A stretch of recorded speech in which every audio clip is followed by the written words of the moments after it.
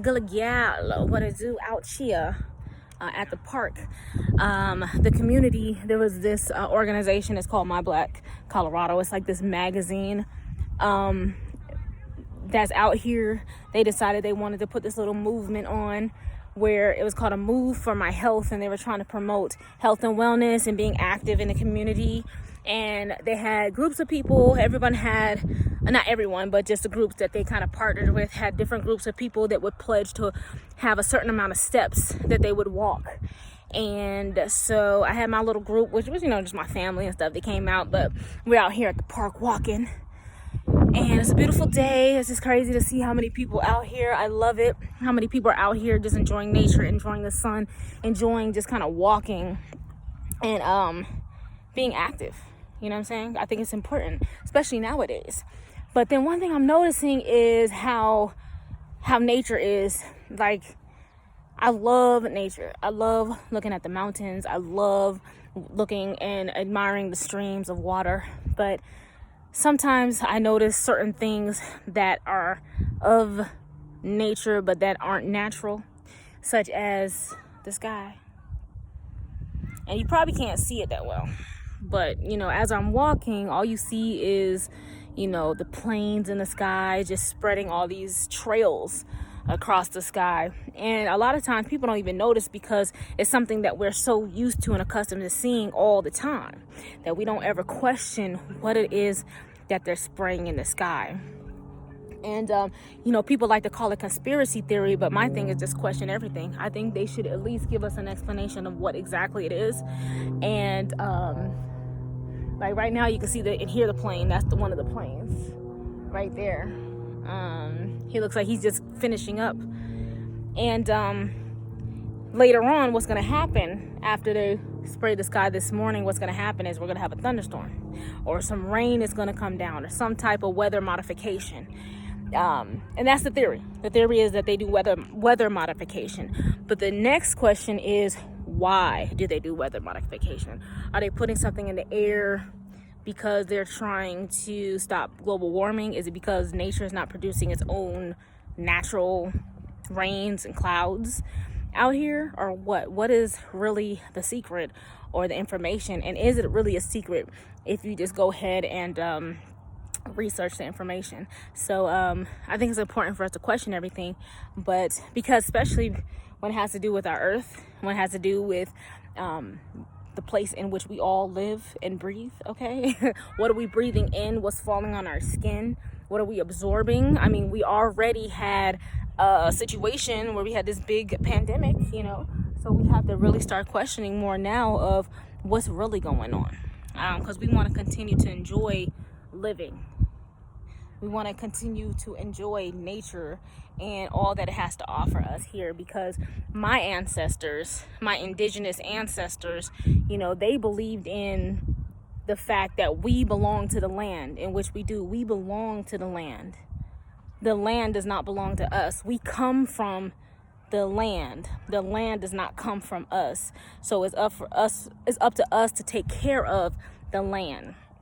And we got into this Western mindset in which we think we own the land. We think we own this and we can do all that we can with it. Like where we live, everybody's building stuff, uprooting so much of the earth and just building stuff upon it, and not really just taking time to appreciate its beauty.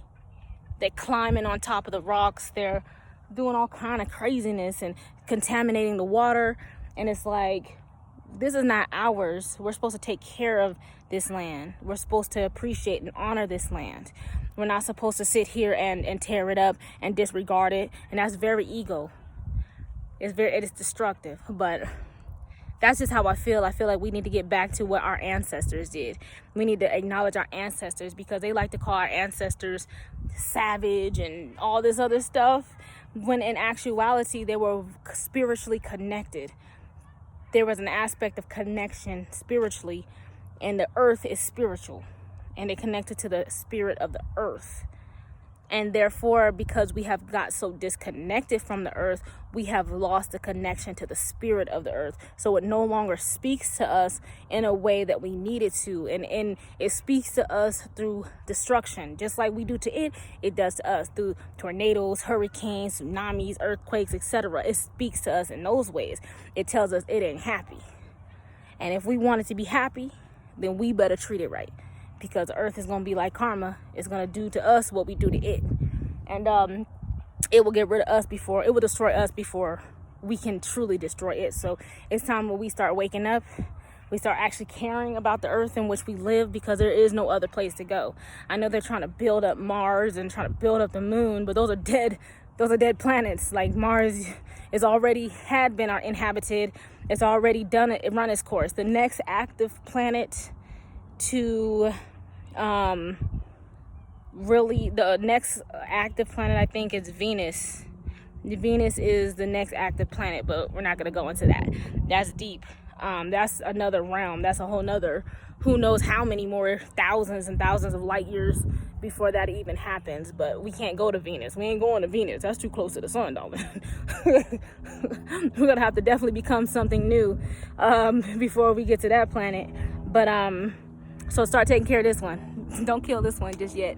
You know, let's enjoy it first. Let's still continue to enjoy it for our children's and our children's children. I think we have plenty more time here on this earth. So let's take care of it, because especially if you have children. If you have children, why wouldn't you want your children's children to be able to enjoy what you get to enjoy? Why destroy it before they can inherit it?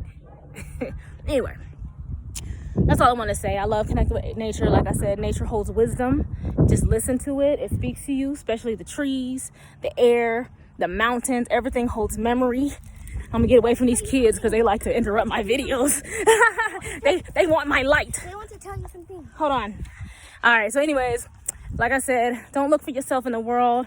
Look for the world within you, and then continue to bring that to light, because we create our realities here. Gullah, Gyal, and I'm out. Let me go see what these kids want. Well, I just came back from an event, and it's been a couple of hours later, and guess what? Just like I predicted, it's raining outside. Yes. So when we say weather modification, we ain't playing. We are hella serious.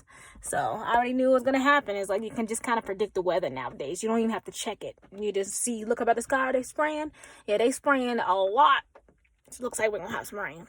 That's how it goes nowadays. But anyways, I just wanted to make that observation. I just wanted to prove that point, because then you also see, I mean, you can't really see because I'm in my car, but you can kind of see how around the area is clear sky. So it's like they spray within a certain radius. So there's only like a certain part where all the rain comes. Whereas if it's in nature, not usually typically, but usually if in nature, it's covering the whole span of the sky.